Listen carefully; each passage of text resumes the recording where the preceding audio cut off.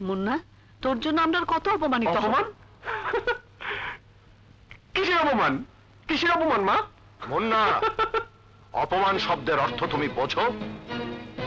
যাকে আমি চাই সিঙ্গাপুর নয়, ঢাকা গিয়ে তুমি বাকি লেখাপড়া শেষ করবে। ওকে, ঢাকায় গেলে আমি হোস্টেলে থাকবো না, বাড়িতে থাকবো। আমার বাড়িও লাগবে, গাড়িও লাগবে। কারণ কেউ গাড়ি চড়বে, কেউ গাড়ি মেরামত করবে, এটাই তো নিয়ম। বিকাশ পেমেন্টে 10,000 টাকার বেশি অফার, শপিং চলছে তো। তুমি আমাকে ঢাকা যেতে বলেছো, কারণ আমি যদি এই শহরে থাকি তাহলে তোমার মান মর্যাদার হানি হবে বাবা। আমার জন্য তোমাকে থানায় যেতে হয়েছে, কোর্টে গিয়ে মাথা নত করে জামিন আনতে হয়েছে, টেলিফোনে হাজার মানুষের নালিশ শুনতে হয়েছে। তারপরও কিন্তু তুমি একবারও আমাকে বলনি এই বাড়ি থেকে বেরিয়ে যাও।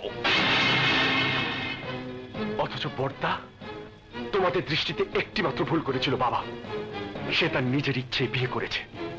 যাকে বিয়ে করেছিল সে তোমাদের আভিজাত্যের বাজারে বিক্রি হওয়ার নয়।